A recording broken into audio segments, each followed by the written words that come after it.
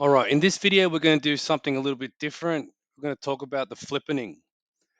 Now, that's the potential that altcoins could somehow become bigger than Bitcoin.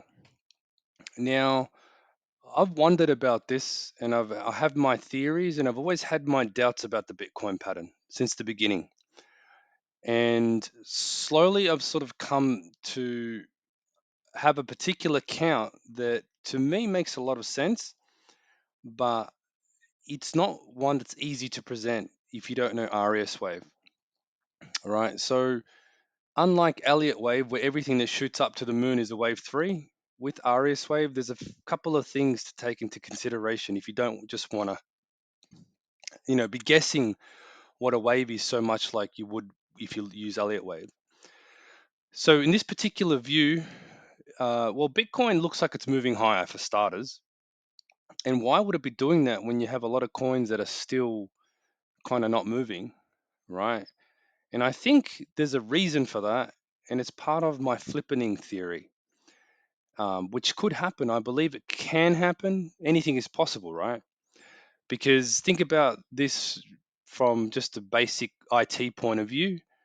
There are many coins out there that can do better than Bitcoin, right? That's the truth. Like you got to think about it this way. It, Bitcoin was the first one. That's why it grew so big. But how did it get so big? And I want to talk about that in just a minute. And the waves kind of support what I'm going to tell you. Now, for starters, is this true that Bitcoin could possibly be in a wave five, right? So that move that started back in 2018, wave one, two, three, all the way up to 2021. Could this have been just a wave four and then wave five is just going to finish up now? As soon as we hit all-time highs, we're going to go down for a big crash, right? A lot of profit taking, big dump, right? Now that I find interesting. I find that interesting, and I'll explain to you why. So I'll just put these labels back on as I zoom out for a moment, just to go back to the beginning, right? So let's just say Bitcoin started off down here, which it did obviously, and this is what it looked like, right? I don't have the chart data, but let's just say Bitcoin made a wave one, a two, a three, right? And then where's wave four? Well, the only wave that could have come back so deeply would have been either a wave two or wave three. Sorry, a wave two or wave four. Except, you know, something caused this expansion of a correction because this looks like a wave B zigzag. This looks like a wave C. This here looks like a wave D, right?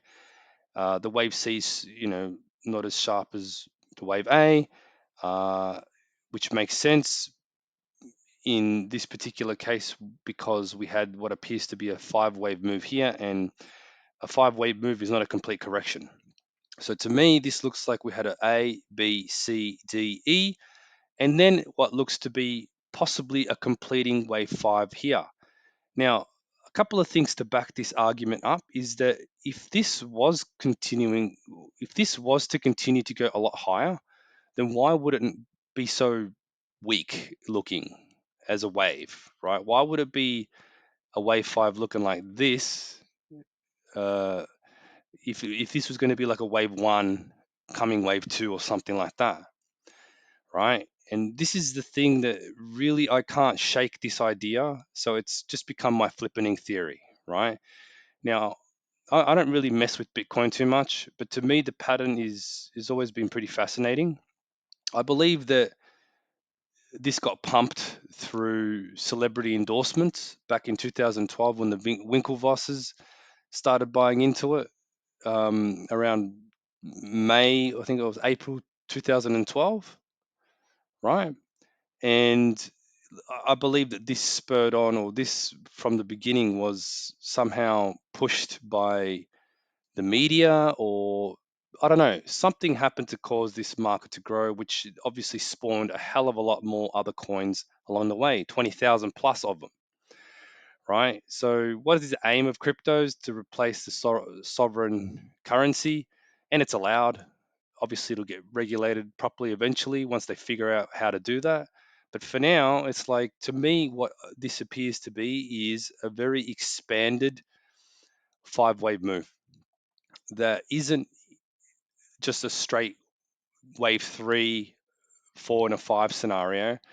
It's a weak move that turned into a expanded move. This is what I believe is likely the case, according to this count, is that we had a 1, 2, 3, expanded 4 and 5, which is ending.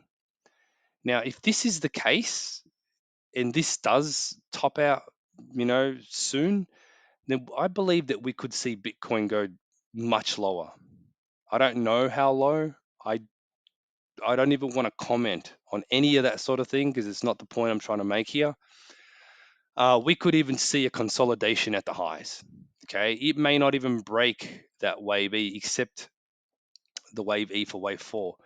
Except it can happen, right? It can happen. Price can go back down to that level or even go below it. There's no rule against it, right? And the thing is with weak 5 wave moves is they tend to retrace pretty deeply. But because this one's so expanded, I can't tell you the rules for that. 'Cause I've never seen anything expand this much. So, you know, basically the wave 5 at the top here is sort of saying, this is possible, unless you want to believe that this is a 1-2-1-2 pattern, right? Now, I'm not saying it can't be. It could be. This could be a 1-2-1-2 pattern, right? Which means that we could be about to see in the not so distant future price go to $1 million. That can happen. Anything can happen these days if you think about it, right? If you think about how popular Bitcoin is and all this sort of stuff, right? It can happen. This could definitely go to the moon and back, right? Well, you wouldn't want it to come back if you go to the moon, right? But think about how logical it is for this to move up so quickly to that price now, right? Okay, fine. So maybe there is this possibility that this wave 5, this wave 4 and 5 expanded. But when you look at things like the XLM BTC cross pair, for example, right? You could see that there's a potential here for Bitcoin to be considerably weaker than XLM at some point in the future, right? If this is correct, which I'm not saying it is, but let's just say that this is a wave 1 and a wave 2 is sort of going to happen soon, right? XLM against Bitcoin, right? Now, what's to say XLM can't go pretty high compared to Bitcoin? Well, what would cause that to happen? Why would this pattern even exist if it wasn't even trying to tell us something like potentially there could be a flippening that happens sometime in the future, right? And this just doesn't go for XLM. I mean, there are heaps of other cross pairs that should be examined in this way. In terms of XLM versus Ethereum, how does Ethereum fit into this whole thing, being an altcoin and all, right? That's another interesting question, which should be looked into a little bit more. Like, why is there a 5 wave move followed by a corrective pattern unfolding with XLM to ETH, right? That I just find that curious, right? It just needs questioning. Why is that? And and why also in the XLM pattern, right? Why didn't we see XLM break the high, which would have suggested that potentially this could have been in the same boat as XLM in terms of, is it also going to, create some kind of wave 5 and then pull back considerably, like Bitcoin would if it was in that expanded type of pattern as I mentioned, right? To me, this is like a base. If we go below this, well, I don't see really how that's possible with you have a 5 wave move and a correction, right? I do believe that this is basing out creating some kind of base for future price action, and it's not moving with Bitcoin right now. So it's, you could almost say that Bitcoin, it's almost like decoupling from Bitcoin, right? And with my latest XRP idea also, right, this kind of suggests a very similar thing, that there is some kind of decoupling here because we're not even producing the same pattern, right? This is nowhere near the same pattern that Bitcoin is producing, even though it's sort of around the same time that this move happened, etc. This is actually producing a 1-2 pattern. So what is going to happen down the track when Bitcoin hits that all-time high? This is what I can't wait to find out. This is very interesting because, you know, everybody's always paying attention. Everyone's always distracted by the big thing, but there are other things out there that people pay no attention to, thinking that that's, oh, that's garbage. That's this and that, right? That's, oh, that's nothing compared to this one. We want to pay thousands of dollars for a coin, you know, not, pennies for a shit coin or whatever, right? But that's the thing, isn't that how human psychology works? Don't we always look at the shiny object, right, and ignore the thing that is potentially getting ready to explode? Like I said, utility wise, it's probably better, right? I mean, you can't get away from the government if the government's going to regulate you, right? I mean, unless you seem to think you're special.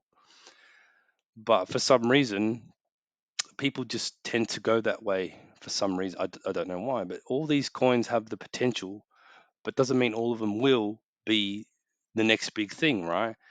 But for me, it's just curious how, at such a high level here, we could have such a weak looking pattern if this is a 5-wave move, right? And if this, by the way, was a 1-2, 1-2, then this would be wave three. That's a pretty, I'd say it's a pretty shit start to a wave three, right? I'd expect this thing to explode. Except if that happened, wouldn't the whole market move? I don't trust this move. I believe it's a fifth wave, and I believe it's gonna plummet at some point. All eyes on XRP and XLM for me. I do look at other coins and wonder about them as well, and what is going on with their actual patterns. But for the ones that are producing 1-2 patterns, they're very interesting to me at the moment. For the ones that are looking like they're topping out for some reason, I mean, take this into consideration, take it with a grain of salt. But for me, this is my flippening theory. I hope you enjoyed.